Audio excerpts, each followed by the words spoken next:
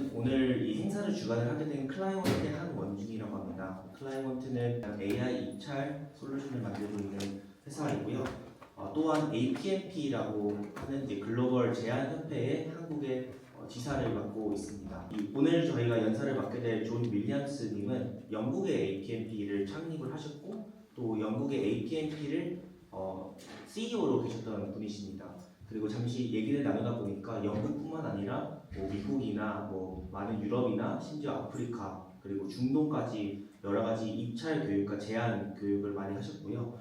꼭 공공에만 국한이 된 건 아니고 민간 입찰까지 두루두루 경험이 굉장히 많으시고 이후에 말씀하시겠지만 99개의 기업 나라를 돌아다니시면서 이제 교육을 하셨다고 하시더라고요. 그래서 그만큼 정말 경험의 깊이가 이제 많으시다 보니까 오늘도 좋은 이제 어드바이스나 조언과 또 노하우 그리고 경험을 많이 나눠주실 것으로 제가 기대를 하고 있습니다. 바로 마이크 오늘 메인 연사분이신 존 윌리엄스님께 전해드리도록 하겠습니다. 모두 뜨거운 박수로 부탁드립니다. And thank you to Patrick for organising this. I'm really looking forward to working with you today. What we're going to do, we're going to talk about best practice in bids and in proposals. I'm talking in English. Everybody here speaks great English. But I am in your control. I am like a puppet. If I'm going too fast or too slow, just tell me if I need to slow down. Okay? I get very passionate talking about this, and I talk too quickly. So please, please, please, if I'm talking too quickly, just tell me to slow down or ask me to repeat it. And we will build in some sessions every little while where Patrick will come up and have a question or a discussion, and you can chat in Korean and ask questions, and Patrick can explain what I've just said if I need to. Okay. Where we go? Right, we're going to start this morning with an extract from what we call the Winning Proposals Masterclass, which is a best practice course we run with bid teams and sales teams, business development teams all over the world. Okay? Thank you to the guys for organising the event. Thank you to APMP Korea for setting this up. And also, thank you to the people of Seoul. I have visited 99 countries. Okay, it's my 99th country. And I think my favourite city in the world has always been Vienna in Austria. Anyone ever been to Vienna? Great city. I think Seoul is winning. I love this city. I am here with my wife and my daughter. There's my daughter at one of your palaces 2 days ago. She's 7 years old. She did a K-pop experience yesterday. She was on stage dancing and singing. She loves Korea so much. So they've gone to a fun fair today. Well, I do some work. But thank you for having me at this event. And I've worked all over the world. This is me in Iceland last year. Why do I put a picture up of Iceland? Well, in my career, I have helped sales teams win about $25 billion of business, which is the same as the gross domestic product of Iceland. I've won as many bids as the whole country's economy. And in that time, I lead a team of 40 bid and proposal managers, writers, designers. I'm also a fellow of APMP. Who's been to an APMP event before? Anyone? A few of you. Okay.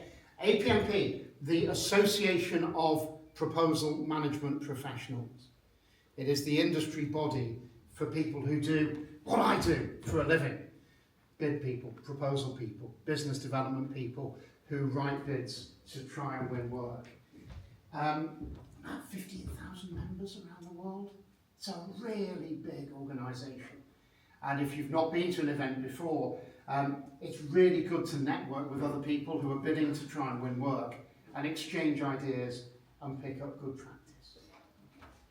Quick question, can you hear me okay at the back? Because there are microphones, but I'm quite loud, so I'm not sure I need a microphone. And I'm going to come off the stage because the stage is a bit formal and it's a bit distant. I'm just going to walk around the room and talk to you all as we go. What are we going to cover? Oh wow, we've got loads to cover this morning. Okay, some of the things we're going to talk about. I'm going to talk a little bit about what customers, what evaluators, what buyers think of the proposals they receive from bidders around the world. We'll talk a bit about writing. How do you write content in a proposal that is really persuasive? I'm going to talk very quickly about some of the aspects of a good proposal process. So from almost A to Z, what are the things you need to do if you're thinking about a bid? So qualification, how do you decide which bids to chase? Pre-proposal planning, what are some of the things you can do up front to gather the right information about the customer so you're going to write a proposal that has real insight and real understanding. We'll talk a little bit about strategy and storytelling and how you write a good executive summary in a proposal. I'll talk a little bit about content planning. Has anyone heard the phrase storyboarding before? We'll talk a little bit about storyboarding, and that will wrap up the morning session before we have some lunch. So that's the rough plan. You will get sent copies of the slides, okay? So you don't need to scribble notes. You can take photos if you want, but we will send you copies of all the material to have after the event. So, let's do some introductions. I would like you to get together with 2 other people you've not met before. Okay, so groups of 3. Do swap business cards. I know that's a thing. I have all my business cards at the front. If anyone would like to swap cards, I'd be honoured to do that. But this is about connecting the bidding community here in Seoul, as much as me talking. Okay, let's start by talking about buyers. I started my career in procurement. I was one of those people who used to send you requests for proposal, ask you lots of questions, never give you long enough to respond, never give you good feedback at the end. That was my life for the first 7 or 8 years of my career. And I worked in various organisations, in the chemical industry, in the rail industry, in banking, mainly in IT procurement.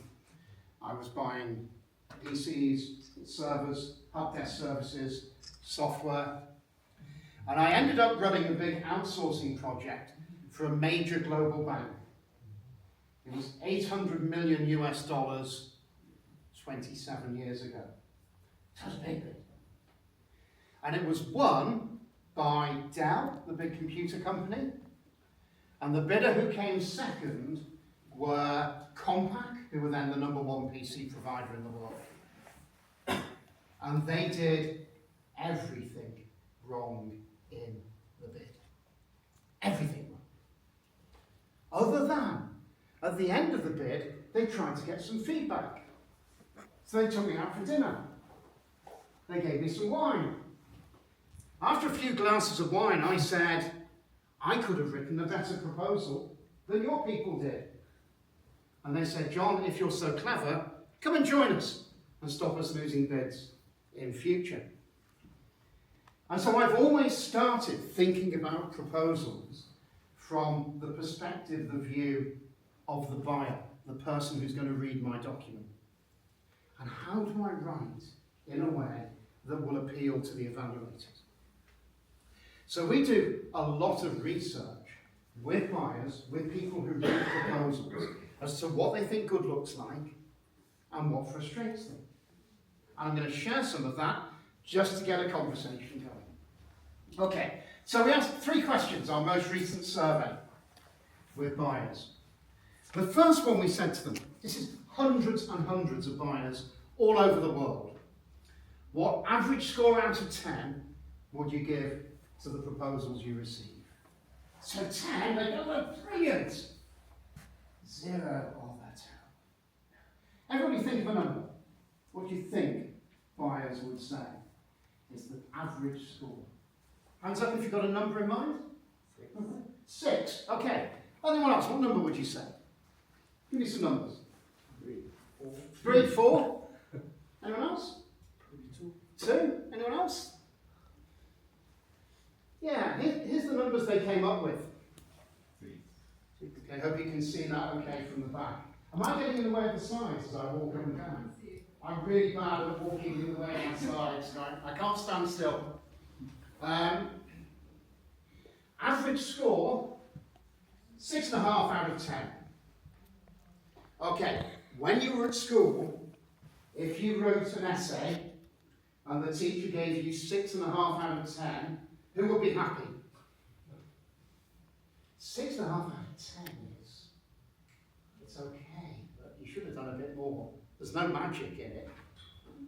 So most people reviewing proposals are seeing documents where they go, they're okay, they've got lots of decent content, but you know what? They're only 6.5 out of 10. Other interesting thing, look at the number of evaluators who say that the average score is 9 or 10 out of 10. They're really, wow, they're really impressed. Only 7%. You don't have to move the quality of your proposals forward much to really get some competitive advantage.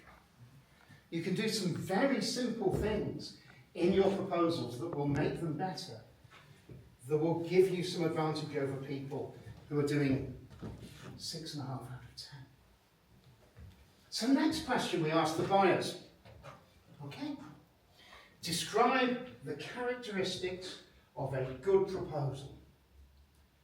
Would anyone like to give me some words? You're evaluating a proposal and it's really good. What might you say about it? Anyone? Give me some words. What was that, Miss Rook? Give me some words. What would you say? Clear. Clear. Okay, thank you. Simple. Simple. Love it. Yeah, what else? Free. Yeah, love that. What else? Shout them out in Korean if you want, because then most of the people in the room will understand you. I might not. Shout some words out in Korean to one another. Go on. Emotional. Okay. What else? Let me show you what it is. Okay. There's loads of words. Big survey.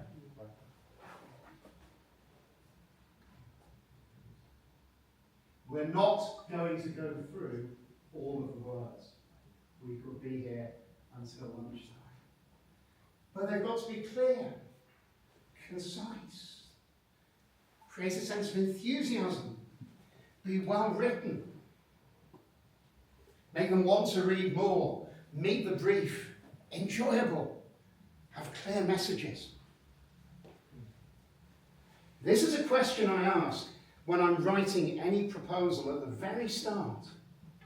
I want you to imagine that the evaluators are reading our document and it's the best proposal they could imagine. What would they say about it? And write down the list. Because what good will look like for one buyer might be very different than what good looks like for another. We're bidding to people with their own hopes and fears. That's the good stuff. The fun bit is then, when they're reading proposals, what annoys them? What might annoy buyers reading proposals? Anyone? Too long. Too long, absolutely. What else? Too many text. Yeah. What else? What would annoy you if you got a proposal and you were reading it and, oh, any ideas? Not clear. Not clear, yeah. What else? That's not a bad list. Here we go. Again, loads and loads of stuff to think about. Too long, we got that one. What have we got? Lack of structure, impersonal, doesn't grab my attention. AI, there's an interesting word or phrase to have up there. I love AI. I think it lets us do brilliant stuff in the proposal world that we could only dream of a few years ago. But if it reads as if it was written by AI, that will feel artificial. We all know it, right? You read some text and it's AI generated. You go, well, that's AI generated. So it's how we use AI. We'll talk about this after lunch. How we use AI plus the right human intelligence to make it really read well. Let me tell you one little story about AI. A very good friend of mine is head of bidding, global head of bidding for a bank. Okay?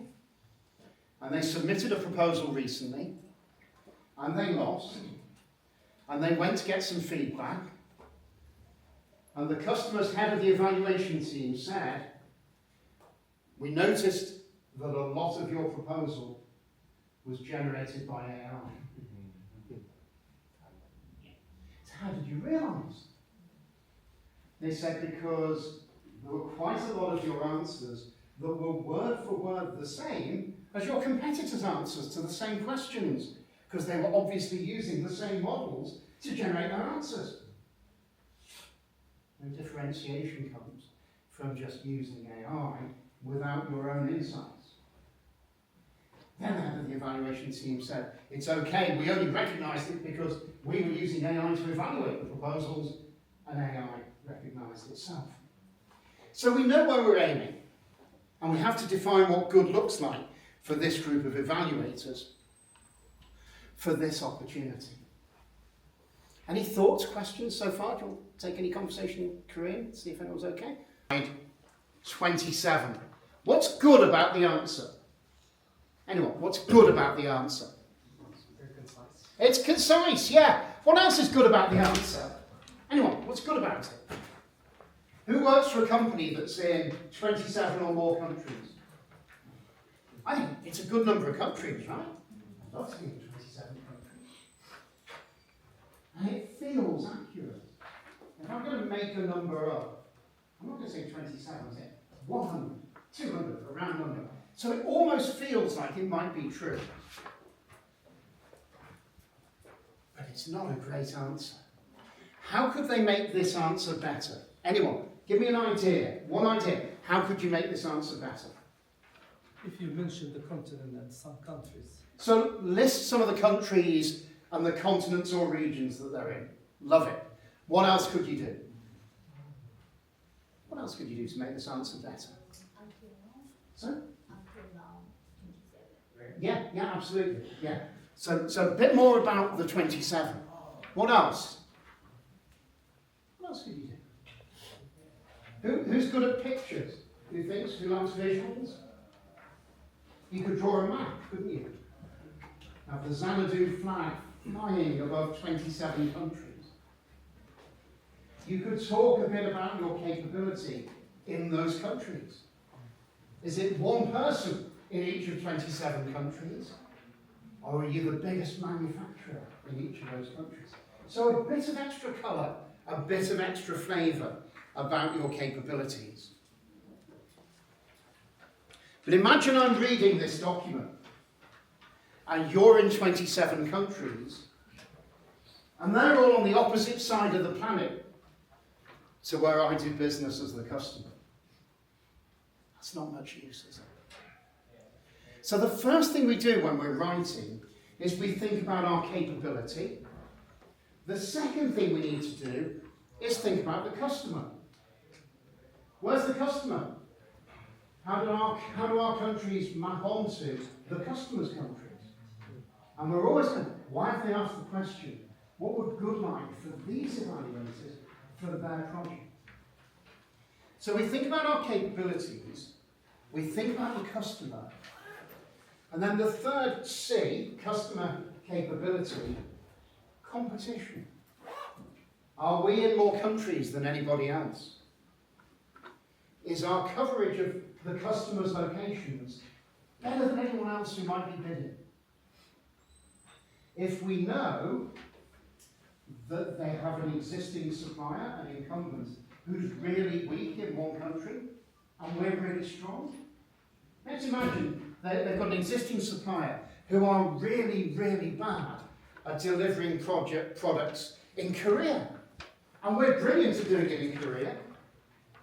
You might have a little box with country profile Korea, talking about how strong we are in Korea. So you draw attention to a competitor's weakness. And everything you do in proposals is around those three C's. It's around the customer, our capability to meet their needs, and then the competition. Why should they choose us ahead of anyone else? Let's look at question 2. Provide an overview of your company history and organisation. What's good about the answer? Anyone? What's good about the answer?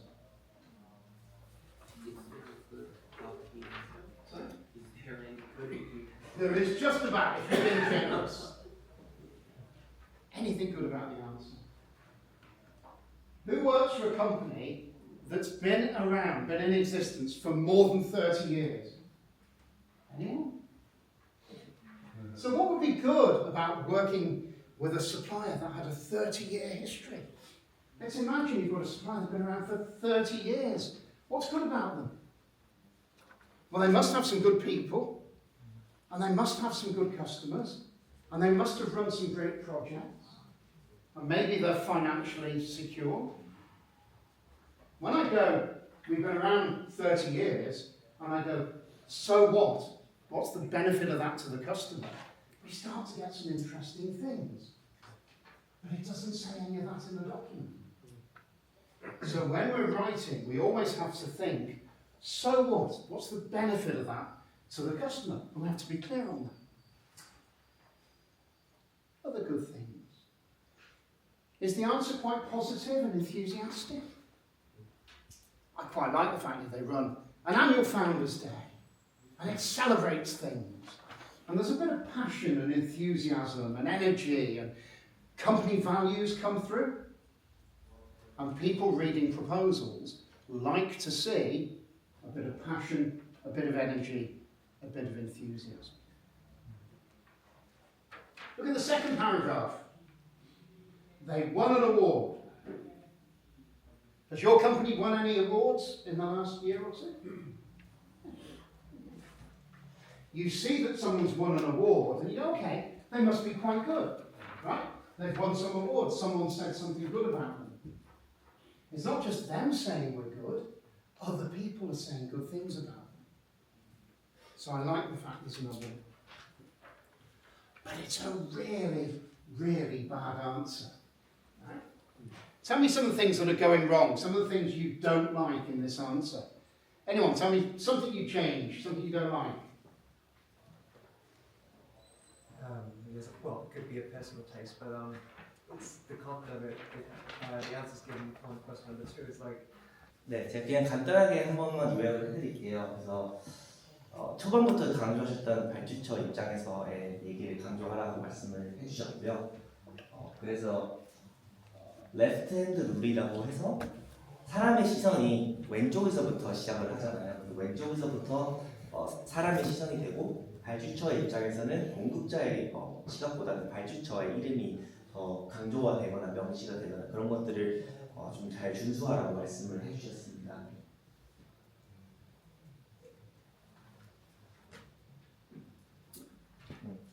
그래서 이게 공급자의 입장에서만 얘기를 하게 되는 경우에는 발주처의 입장에서 듣는 경우에서 so what? 그래서 어쩌라 뭐라고밖에 답변이 나오게 되면은 사실 좋은 제안서가 되지는 않겠죠. 그래서 발주처 입장에서 이게 왜 의미가 있는지를 늘 고민을 하고 거기에 맞춰가지고 답변을 하라고 준수하라고 말씀을 해주셨습니다. 또한 저희가 답변을 제공을 할 때 아까 종이에서도 나와 있었지만 그냥 팩트를 나열을 하는 것보다는 늘 저희가 주장을 하거나 제안을 하고 싶을 때는 그거에 대한 근거를 꼭 붙이라고 말씀을 해주셨어요. 그래서 그 근거가 실제 뉴스 기사가 될 수도 있고 매거진이 될 수도 있고 어떤 출처가 될 수도 있고 그런 것들을 늘 병행해서 같이 명시하라고 말씀을 해주셨습니다.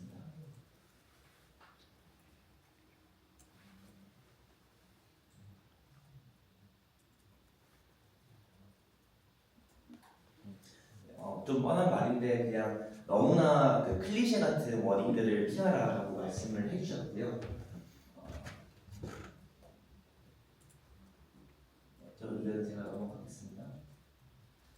이 비유를 드렸어요. 그러니까 딱 봐도 미식축구 스포츠하는 경기인 것 같은데 결국에는 발주처랑 공급처가 같이 일을 하게 되는 경우가 어쨌든 그거를 위해서 저희가 달려나가는 거다 보니까 이걸 하나의 스포츠 경기라고 보고 발주처가 원하는 니즈를 공급처에게 전달을 한다. 그러면 공급처가 그걸 받아가지고 내가 이걸 어떻게 수행을 하겠다라는 시선에서 이 하나의 팀플레이로 이거를 봐주시면 좋겠다고 말씀을 해주셨습니다. 그래서 어떻게 이거를 진행을 할 거고 언제 어떻게 진행을 할 건지에 대한 상세하고 좀 더 신뢰감을 줄 수 있는 그런 소통의 방식으로 한번 이제 제안서를 쓰라고도 말씀을 해주셨고요. 이것도 몇 개 재밌는 사례가 있었는데 실제로 저희가 제안서를 쓰게 되는 경우에 조금 더 보수적으로 얘기를 하고 싶거나 뭐 이런 상황에서 좀 부정적인 언어를 쓸 때가 있어요. 뭐 예를 들어서 리스크는 있다만 뭐 이런 식으로 저희가 뭐 해칭을 하겠습니다. 혹은 예산이 좀 벗어날 수도 있겠지만 저희가 이런 식으로 뭐 충족을 하려고 합니다. 이런 워딩들이 어쨌든 보는 사람 입장에서는 좀 신뢰도를 떨어뜨릴 수 있는 워딩이다 보니까 이제 그런 것들을 좀 지양하라라는 말씀을 좀 강조를 해주셨습니다. 특별히 이런 것들을 굳이 언급을 할 필요가 없다 보니까 그런 부정적인 언어들은 신뢰감에 영향을 줄 수가 있으니까 좀 덜어내라라고 말씀을 해주셨고요. 또 넘어가도록 하겠습니다. 요것도 중요한 부분이었는데 최근에 그 다른 분의 그 프루프리딩 그 제안서 제작하기 전에 한 번씩 리뷰를 하는 것들을 좀 조님께서 하고 계시는데 제안서를 받게 되는 경우에 사실 한 명이 쓰는 게 아니고 여러 명이 같이 쓰게 되잖아요. 그러다 보니까 너무 디테일한 좀 사소하지만 이게 한 명이 아닌 한 기업에서 나온 보이스가 아닌 여러 명의 보이스가 보여지는 경우가 있다고 해요. 예를 들어서 우리 회사의 규모가 12,000명입니다 라고 초반에 나와 있는데 두 번째는 12,700명입니다 이런 식으로 나오는 거죠. 이제 그런 게 쓰는 사람 입장에서는 사실 뭐 별거 아닐 수도 있고 잘 눈에 띄지 않을 수도 있지만 어쨌든 쓰는 사람은 여러 명이지만 있는 사람은 한 사람이잖아요. 그래서 그러다 보니까 그렇게 조금 하나의 조각조각난 제안서들이 이 제안서에 대한 의문점과 뭔가 조금 신뢰감을 떨어뜨리고 될 수가 있다 보니까 제안서를 제출을 하기 전에 이게 우리 기업의 하나의 보이스에서 나오는 게 맞는지 그게 아까 말씀드린 숫자가 될 수도 있고 말투가 될 수도 있고 문법이 될 수도 있고 그런 것들을 다루는 작업이 굉장히 중요하다고 강조를 해주셨습니다. 이것도 되게 재밌는 얘기였는데 저희 그 워드 클라우드 아시죠? 저희가 뭐 단어를 넣으면 실제로 그 단어의 양이 많은 것들이 좀 크게 보여지고 적으면 작게 보여지고 하는 건데 이렇게 조언을 주셨어요. 저희가 제안서에 쓰는 단어나 워딩도 발주처의 언어를 활용을 해라 라고 말씀을 해주셨어요. 그래서 이거는 커스터머의 랭귀지를 이제 거울처럼 삼아서라고 말씀을 해주셨는데 뭐 예를 들어서 이렇게 할 수가 있겠죠. RFP를 받고 뭐 몇 개 저희가 발표 자료 같은 것들을 받으면은 AI에 이렇게 넣고 워드 클라우드를 생성을 해달라고 하거나 뭐 주요한 단어들을 찍어달라고 하면은 제가 역으로 제안서를 쓸 때 그런 단어를 묻는 겁니다. 그러면은 발주처 입장에서도 더 이해하기 쉽고 그 다음에 또 저희의 니즈를 더 잘 이해하는 듯한 인상을 줄 수 있다 보니까 그런 식으로 우리가 너무나 동떨어진 게 아니고 발주처의 입장에서 제안서를 잘 쓰고 있다는 점을 부각을 하기 위해서 이런 식의 노하우들을 쓸 수 있다고 말씀을 해주셨고요. 저희가 또 제안서를 쓰게 되면은 좀 어떻게 보면은 이 분야에 대해서 잘 알고 싶은 점을 좀 강조를 하고 싶어가지고 뭔가 대학생 논문 같이 굉장히 복잡하게 쓰는 경우들이 있는데 이제 무조건 간결하게 간결하고 불필요한 것들을 덜어내라라고 말씀을 해주셨습니다. 그거에 대한 좋은 그 코트를 하나 갖고 오셨는데 실제로 APMP에 계신 분 중에 한 분께서 이렇게 말씀을 하셨대요. 좋은 제안서는 읽기 좋은 글이다라고 말씀을 해주시는 거죠. 제안서를 사실은 사람이 읽는 거다 보니까 내가 쓰는 거는 내 아는 모든 노하우나 이런 것들을 깊게 넣고 싶지만 정작 보고 싶고 읽는 사람이 이걸 읽는 거에 대해서 너무 힘들어하거나 혹은 이게 잘 이해가 안 되고 하거나 혹은 심지어 이걸 읽기 싫어지게 만드는 경우에 그 내용을 떠나서 점수를 잘 받기가 어렵겠죠. 그래서 제안서를 쓸 때는 반대의 시각에서 이게 굉장히 읽기 좋은 글인가라는 점을 한 번 더 생각을 해보라고 말씀을 해주셨고 잠시 이 내용 제가 기억나는 대로 요약을 해드리겠습니다. 다들 잘 이해하셨겠지만 제가 첫 번째 질문부터 존님이 말씀해주신 것들 제가 말씀을 드리면은 우선은 이 종이 핸드아웃 다 갖고 계시죠? 네, 없으신 분은 뒤에 가서 받으시면 되고 이 RFP 질문에 대해서 답변에 부족한 점이 무엇인지를 짚어주셨고 어떻게 개선을 하면 좋을지를 말씀을 해주셨습니다.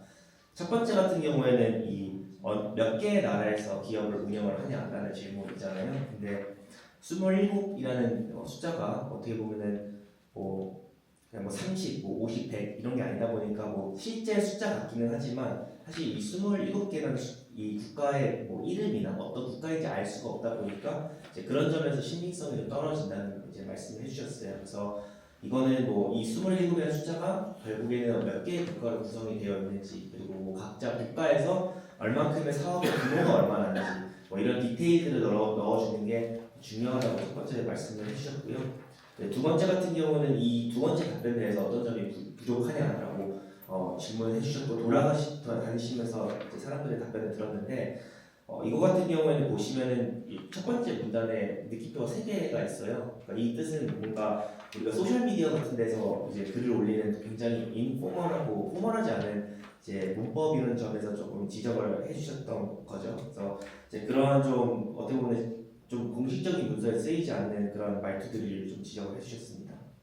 세 번째 같은 경우에는 이제 퀄리티가 얼마나 좋은지에 대한 질문을 물어보는 질문이었는데, 그냥 단순하게 ISO 뭐 9001에 대한 이제 그 퀄리티가 갖고 있냐라는 질문이 그냥 있다라고 했던 게, 어떻게 보면은 이 점도 저희가 얼만큼의 기술력을 가지고 있는지를 좀 어필을 할 수 있는 순간인데도 불구하고 그냥 우리는 그냥 퀄리티에 충족을 하고 있다라는 점에서 굉장히 아쉬움이 있다. 그래서 이거는 어떻게 보면은 단순히 이제 ISO 자격증이 있냐는 것을 물어보는 질문이기도 하지만, 이 순간에 저희가 가지고 있는 기술력이 얼마나 독특하고 좋은지를 좀 설명을 해주시고, 플러스 이 기술력이 어떻게 발주처에게 의미 있게 다가갈 수 있고 발주처에게 어떤 의미가 있는지, 니즈를 어떻게 충족을 할 수 있는지를 덧붙여줘야 된다라고 말씀을 해주셨습니다.